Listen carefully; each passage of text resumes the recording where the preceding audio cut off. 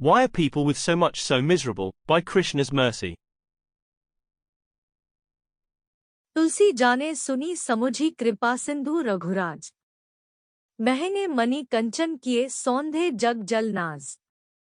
Quote, Tulsi knows, has heard, and has understood that Shri Rama is an ocean of mercy because he made jewels and gold expensive, while keeping the most important things like water and grains inexpensive. Dohavali, 149. You really only take notice after having visited other countries. At least that is my opinion. When you see how the rest of the world lives, the standard upon which they settle, the annoying disruptions they put up and the scarcity that plagues their local areas, you get an idea how lucky people in advanced parts of the world are. In the more advanced places, the people have it just so easy. I am talking about running water, reliable electricity, paved roads, air conditioning, artificial heating that can be configured to an exact temperature, high-speed internet, smartphone devices, cable television. These are luxuries in other parts of the world, but just see how the people are living. It appears to me that the easier people have it, the more miserable they become. They are lazy, they are overweight, they do not adhere to a proper schedule for eating, sleeping, bathing, or working. The worst part to me is the addiction to intoxicants. They are always getting drunk or smoking up. It is like this defeatist attitude.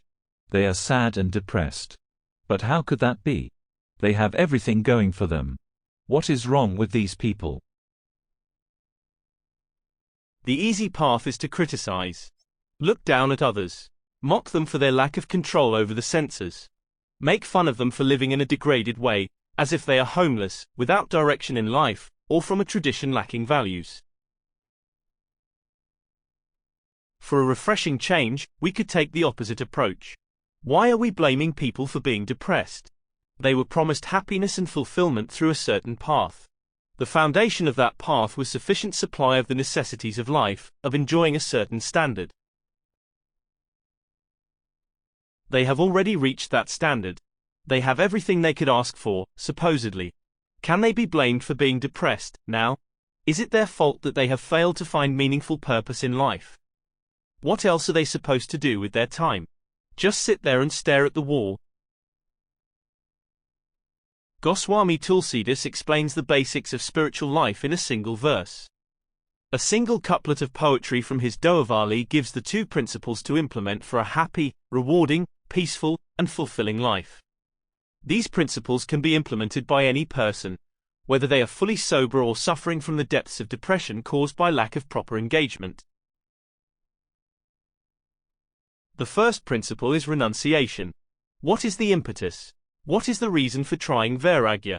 What is the benefit to lacking attachment? The status of different commodities teaches us the proper way to live.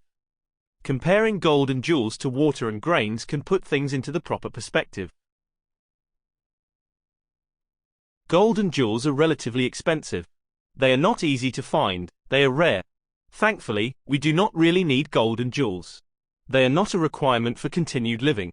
If we go countless lifetimes without ever seeing gold, we will not know what we have missed.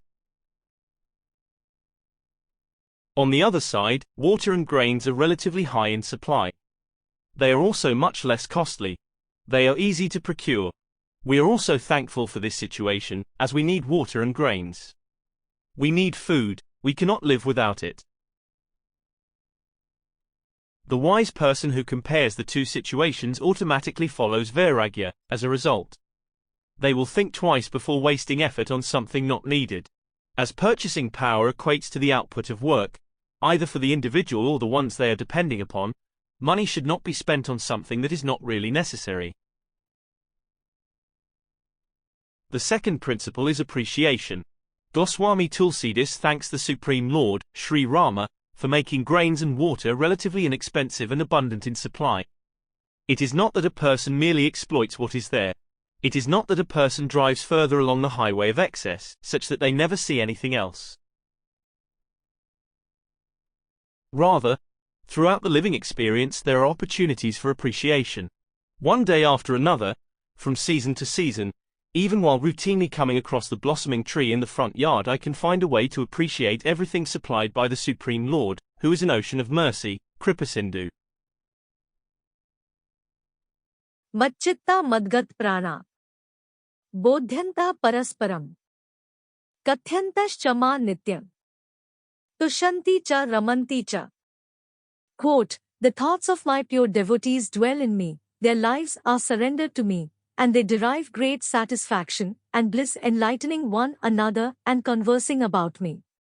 Lord Krishna, Bhagavad-gita, 10.9. In this way, any person can enter the path of the saints, of progressing towards an existence that is blissful at every moment. That is what every person is yearning for, after all. That is their ultimate objective, which is a life aligning with their Dharma. In closing,